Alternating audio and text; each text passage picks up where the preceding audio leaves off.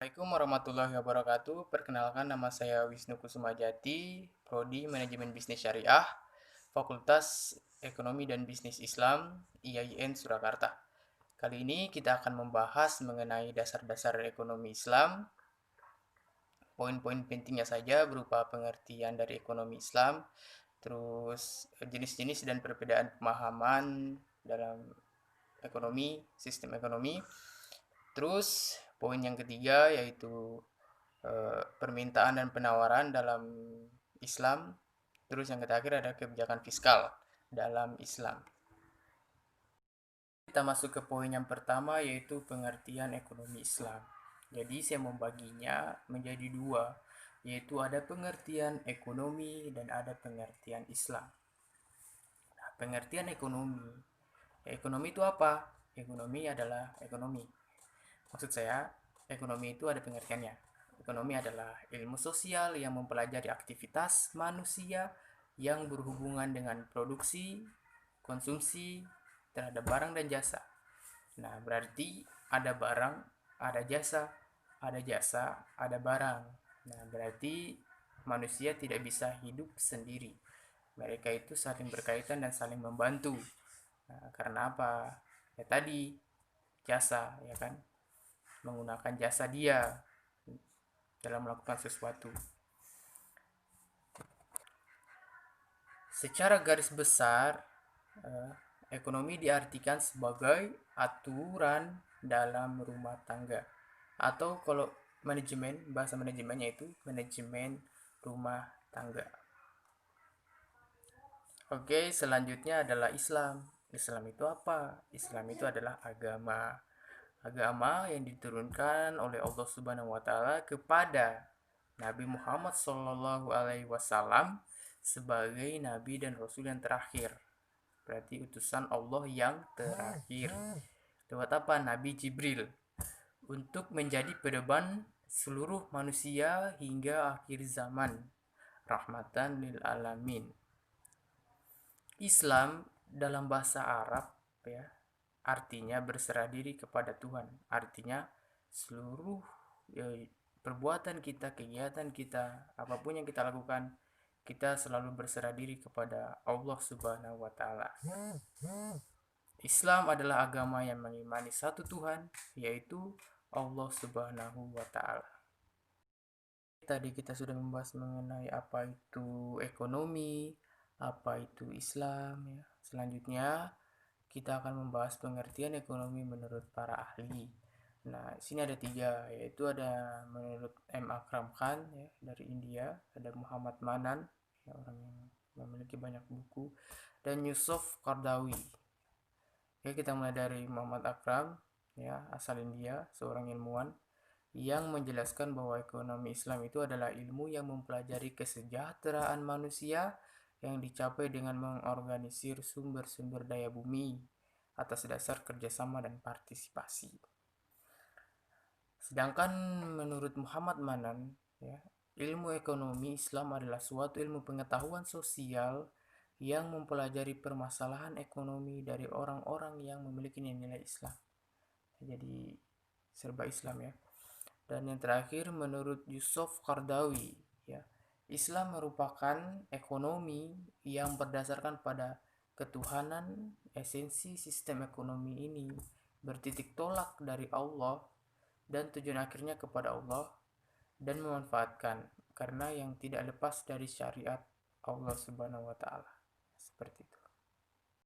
Dari beberapa penjelasan di atas tadi, tentunya saya dapat mengambil kesimpulan bahwa ekonomi Islam itu adalah ilmu ekonomi yang berlandaskan prinsip-prinsip dasar syariat Islam yang bermuara pada Al-Quran dan Al-Hadis. Ya, kurang lebih seperti itu. Oke, sekarang kita masuk ke poin kedua, yaitu jenis-jenis sistem ekonomi. Ya, di sini ada berapa ya? Nanti termuncul di gambar ada berapa. Yang pertama yaitu sistem ekonomi tradisional. Nah, sistem ekonomi tradisional ini ada dua elemen utama dalam sistem tradisional, yaitu menghargai tradisi dan minim limbah. Sistem ekonomi tradisional ini seperti yang kita ketahui identik dengan pedesaan dengan hasil utamanya berupa pertanian. Nah, interaksi mereka, jual beli mereka biasanya masih kental dengan penggunaan barter ya. Barter dan masih sangat jauh dengan teknologi.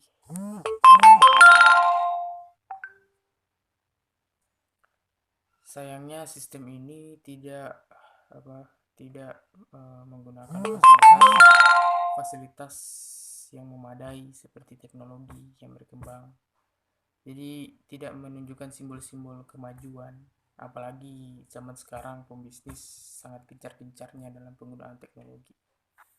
Seperti itu. Komando. Nah, dalam sistem komando ini ada 3 hal yang identik, yaitu sistem kontrol terpusat, ya, keuntungan yang diharapkan, dan dominasi. Jadi tiga hal ini identik dengan sistem kontrol terpusat ya, dimana sebagian besar sistem ini akan dikendalikan oleh pemerintah yang akan memiliki semua hal yang akan terlibat dalam sistem ekonomi komando ini ya, dari peralatan hingga fasilitas, pokoknya pemerintah yang menanganinya. Faktor dominasi juga sumber dayanya itu dikuasai oleh pemerintah. Artinya sesuatu yang dianggap tidak penting itu akan dikelola oleh masyarakat. Jadi jika pemerintah bisa membuat suatu kebijakan yang tepat, maka bisa saja akan menghasilkan atau terciptanya sumber daya yang sehat ya untuk suatu negara, seperti begitu. Selanjutnya sistem ekonomi pasar terlihat lebih identik dengan pasar bebas. Dalam sistem ini organisasi yang dijalankan oleh masyarakat yang menemukan bagaimana perekonomian akan berjalan ya. Jadi ekonomi pasar ini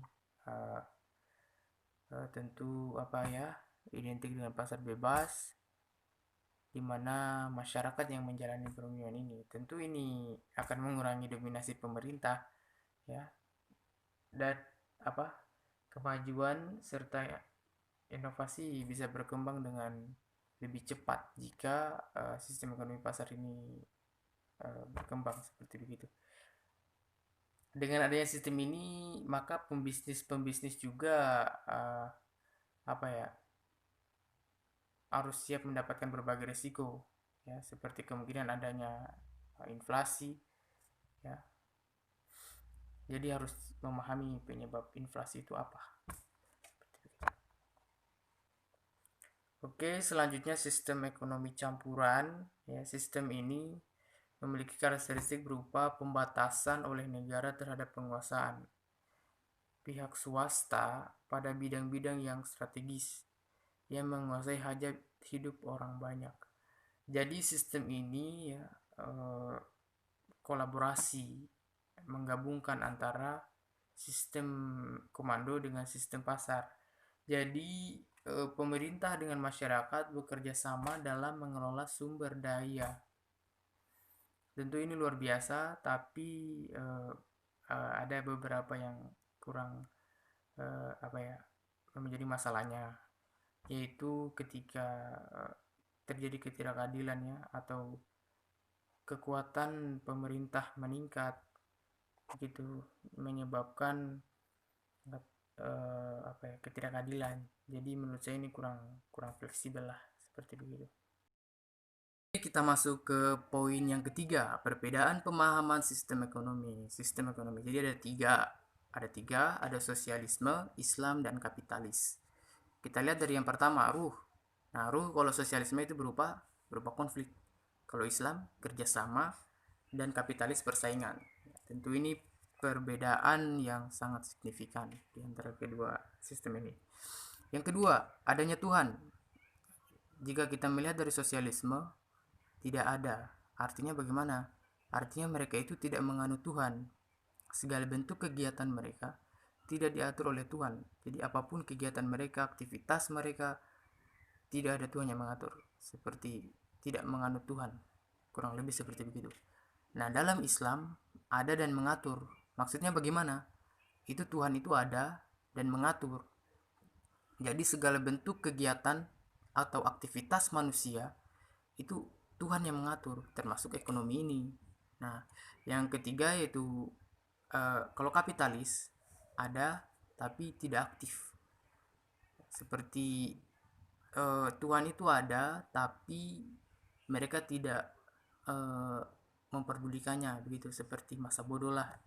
Intinya ekonomi jalan, kurang lebih seperti begitu. Ada tapi tidak aktif, seperti ya masa bodoh lah, seperti begitu. Yang ketiga, hubungan ekonomi.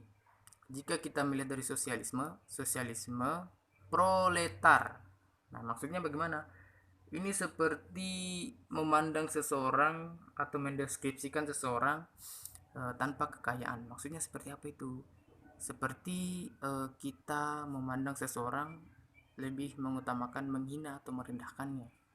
Ya, kurang lebih seperti begitu, sosialisme prelator. Nah, dalam Islam, egalitarianisme. Nah, egalitarianisme ini apa?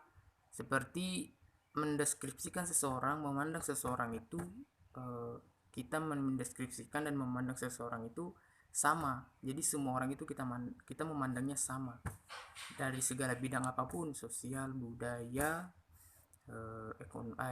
politik, itu kita memperlakukan dan memandangnya itu sama. Seperti begitu dalam Islam. Nah, kapitalis, individualium, maksudnya bagaimana? Seperti lebih mengutamakan kepentingan sendiri. Artinya lebih mengutamakan kepentingan sendiri, artinya hal-hal yang berbau kepentingan sendiri dia lebih mengutamakan dibanding kepentingan bersama. Nah, seperti begitu.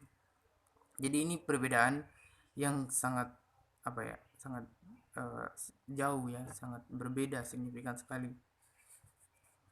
Nah, sedangkan yang keempat, ruang waktu. Nah, sistem ekonomi dia sosialisme berupa duniawi. Sedangkan Islam duniawi dan ukhrawi. Kalau kapitalis duniawi saja.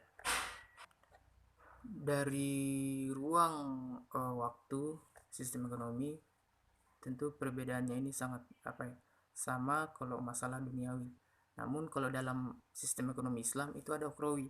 Artinya tidak memprioritaskan duniawi saja, tapi ada ukhrawi. Sedangkan dalam sosialisme dan kapitalis itu hanya duniawi saja. Seperti begitu. Baik, selanjutnya kita akan membahas permintaan dan penawaran dalam Islam. Kita akan bahas satu-satu, yaitu apa itu permintaan dan penawaran. Tentu kita tidak akan membahas secara detail karena berbatasan juga dengan durasi yang diberikan. Nah, permintaan itu apa? Permintaan adalah banyaknya jumlah barang yang diminta pada suatu pasar tertentu dengan tingkat harga tertentu pada tingkat pendapatan tertentu. Besar kecilnya perubahan permintaan ditentukan oleh besar kecilnya perubahan harga. Maksudnya seperti bagaimana? Bila harga suatu barang itu naik, maka sudah pasti permintaan suatu barang tersebut akan menurun. Begitupun sebaliknya, jika suatu barang itu mengalami penurunan harga, maka otomatis permintaan akan mengalami peningkatan. Tentu hal ini saling berhubungan. Jadi ini merupakan hubungan antara harga dan jumlah permintaan. Dan para ekonom menyebut ini sebagai hukum dalam permintaan. Nah, dari hukum ekonomi tadi, hukum permintaan maksud saya, bukan hukum ekonomi. Jadi kita dapat mengambil sebuah kesimpulan bahwa apabila suatu harga itu barang naik, tentu konsumen akan mencari barang lain dengan harga yang lebih terjangkau untuk mengganti barang yang harganya naik tadi, ya. Begitupun sebaliknya, jika harga itu turun, ya, artinya harganya terjangkau, maka konsumen akan membeli barang tersebut. Nah, kenapa ketika harga naik, maka konsumen akan berkurang atau mengurangi pembelian? Nah, karena kenaikan harga menyebabkan konsumen itu berpikir dua kali apakah dia akan membeli barang tersebut atau tidak, karena jika dilihat dari pendapatan mereka, tentu jika pendapatan mereka lebih besar daripada pengeluaran, tentu konsumen akan mengurangi pengeluaran mereka dengan cara mengurangi pembelian dan mencari barang-barang yang harganya dapat terjangkau, seperti begitu. Selanjutnya yaitu penawaran atau supply. Dalam ilmu ekonomi adalah banyaknya barang atau jasa yang tersedia dan dapat ditawarkan oleh produsen kepada konsumen pada setiap waktu tertentu. Jadi penawaran dapat didefinisikan yaitu banyaknya barang yang ditawarkan oleh penjual kepada konsumen, ya, pada suatu pasar pada kurun waktu tertentu pada periode tertentu. Nah, kalau hukum penawaran ini menerangkan apabila harga suatu barang meningkat, kuantitas barang ditawar akan meningkat, dan apabila harga suatu barang menurun, kuantitas barang yang ditawar akan menurun. Jadi hukum ini menunjukkan wujud hubungan positif. Artinya jika suatu barang itu jika suatu kualitas barang itu meningkat, maka otomatis permintaan juga, maksudnya jika suatu barang itu meningkat, kuantitas barang yang ditawar juga akan meningkat. Kuantitas artinya maksudnya seperti dapat diperhitungkan itu meningkat. Dan jika suatu barang itu menurun, artinya suatu barang kualitasnya menurun, maka kuantitas barang tersebut ditawar juga akan menurun. Jadi ini mereka berhubungan tapi dalam bentuk positif. Artinya jika suatu ini meningkat, maka itu meningkat. Jika ini menurun, maka itu pun menurun. Seperti begitu. Itu faktor-faktor yang mempengaruhi permintaan. Nah, jadi ada 6 faktor yang mempengaruhi permintaan itu. Yang pertama adalah keinginan atau selera masyarakat, ya, terhadap suatu barang yang berbeda-beda dan selalu berubah-ubah. Ya, dimana ketika masyarakat yang telah memiliki selera, ya tentu ini akan berpengaruh terhadap jumlah permintaan terhadap barang tersebut. Yang kedua, jumlah para peminat terhadap suatu barang. Jika masyarakat yang telah menginginkan suatu barang tersebut meningkat, maka harga barang tersebut akan semakin meningkat pula. Yang ketiga, kualitas pembeli. Kualitas pembeli, ya, di mana tingkat pendapatan merupakan faktor utama atau salah satu ciri kualitas pembeli yang baik, ya. Semakin besar tingkat pendapatan, maka semakin tinggi kualitas masyarakat dalam melakukan pembelian. Yang keempat, lemah atau kuatnya kebutuhan suatu barang. Ya, apabila kebutuhan terhadap suatu barang itu tinggi, maka permintaan terhadap barang tersebut akan meningkat. Yang kelima, cara pembayaran, tunai atau angsuran. Jika pembelian barang tersebut dengan transaksi tunai, itu biasanya masyarakat lebih dominan, ya, atau lebih menyukai transaksi secara tunai dibanding angsuran. Jadi permintaannya lebih tinggi. Yang terakhir, besarnya biaya transaksi. Apabila biaya transaksi ini di suatu barang rendah, maka akan mengalami peningkatan permintaan suatu barang. Namun jika itu tinggi, maka akan terjadi sebaliknya, yaitu permintaan akan berkurang. Faktor-faktor yang mempengaruhi penawaran terhadap suatu barang ada 4, yaitu yang pertama biaya dan teknologi, ya. Yang kedua jumlah penjual, yang ketiga tentang masa depan, dan yang terakhir itu kondisi alam. Biaya dan teknologi, kita lihat dulu di biayanya, ya. Kita fokus dulu ke biaya. Nah, biaya, ya, ini biaya. Jadi yang dimaksud dengan biaya itu apa? Biaya adalah sesuatu, ya, yang dikeluarkan untuk memproduksi barang dan jasa. Jadi mencakup biaya tenaga kerja, biaya bahan baku, Nah, jika sistem ekonomi konvensional dalam operasionalnya, jadi jika dalam operasionalnya yaitu memproduksi barang dan jasa. Nah, kalau teknologi apa? Teknologi adalah penemuan dan peningkatan yang diterapkan untuk menurunkan biaya produksi. Nah, contohnya adalah penggunaan robot dan komputer. Jika diterapkan teknologi baru dan sebagainya. Yang kedua, jumlah penjual. Ya. Jadi jumlah penjual ini memiliki dampak langsung terhadap penawaran. Semakin banyak penjual yang mampu menjual Semakin banyak penjual yang mampu menjual pada tingkat harga tertentu, makin tinggi penawarannya. Yang ketiga, dugaan tentang masa depan.